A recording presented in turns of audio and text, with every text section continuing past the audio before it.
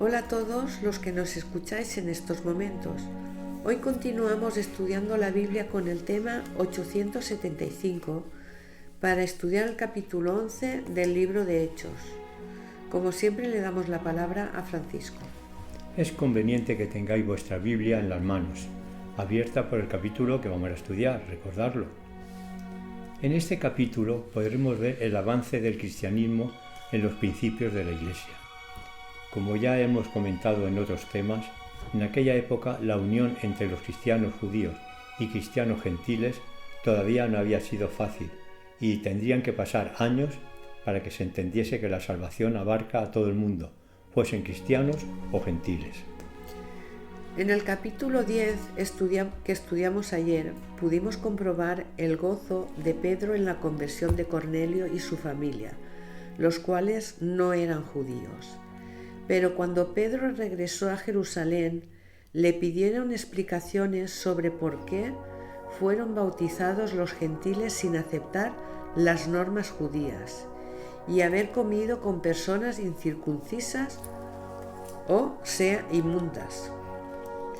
Para que comprendiesen estos acontecimientos, Pedro tuvo que repetir paso por paso lo que ocurrió en la conversión del centurión.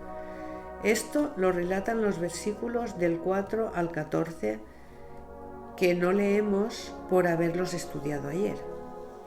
Pedro finaliza con lo que dicen los versículos 15, 16 y 17, que dicen así: Y cuando comencé a hablar, cayó el Espíritu Santo sobre ellos también, como sobre nosotros al principio. Entonces me acordé de lo dicho por el Señor cuando dijo: Juan ciertamente bautizó en agua, mas vosotros seréis bautizados con el Espíritu Santo. Si Dios, pues, les concedió también el mismo don que a nosotros hemos querido que el Señor Jesucristo, ¿quién era yo que pudiese estorbar a Dios?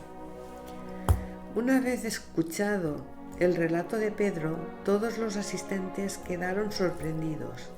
Dice el versículo 18: Entonces, oídas estas cosas, callaron y glorificaron a Dios diciendo: De manera que también a los gentiles ha dado Dios arrepentimiento para vida. La gracia de Dios había descansado sobre Israel, pero los israelitas no habían reconocido que Dios tenía el propósito de que esa gracia se extendiera también a las otras naciones. Ahora, en Cristo, todo se aclara, puesto que incluye a todos en el mismo gran plan de salvación. Después de la muerte de Esteban, con la cual se vio claramente la intención de los judíos para ir a muerte contra los cristianos, los discípulos salieron de Jerusalén y se expandieron por todos los países vecinos. Todo esto nos lo indican los versículos 19 en adelante. Sobre todo, marcharon hacia el norte de Israel, Chipre, Fenicia, Grecia y Antioquía.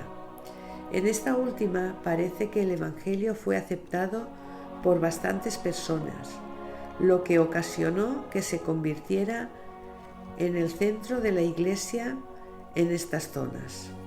Tanto fue el crecimiento cristiano en estos territorios que desde Jerusalén fue enviado Bernabé a Antioquía para apoyar el evangelismo.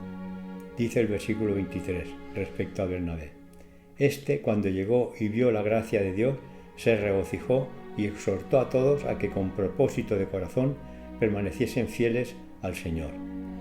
No es cierto que el que ha aceptado a Cristo nunca más puede perderse, pues la gente puede apartarse de él.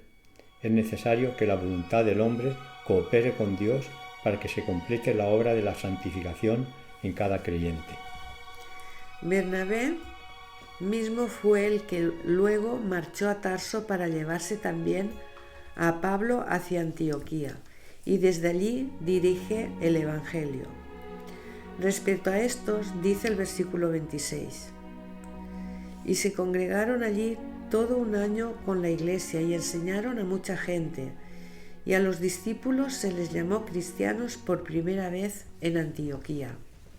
El versículo 28 nos habla sobre la profecía que realizó un tal Agabo, de que vendría un gran hambre en toda la tierra habitada, la cual sucedió en el tiempo del emperador Claudio.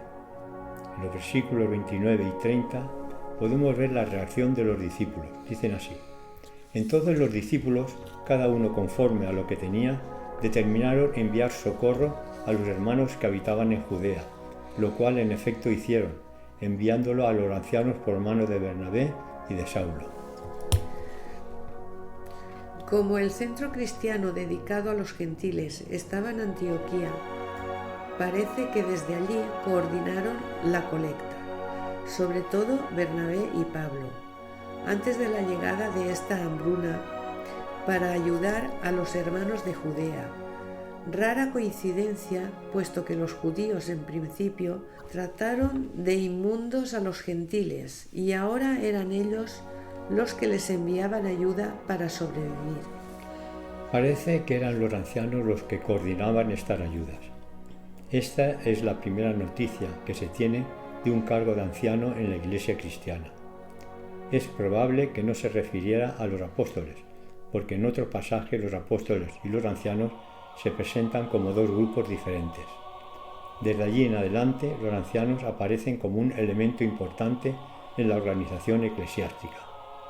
Según la Epístola de Santiago, uno de los deberes del anciano es visitar a los enfermos, orar al Señor para que les devuelva la salud y ungirles con aceite para su curación.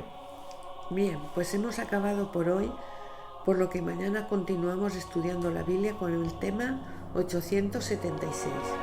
Seguimos informando que cualquier duda o sugerencia podéis hacerlo en el WhatsApp del teléfono 653 57 74 75. Bendiciones y hasta mañana.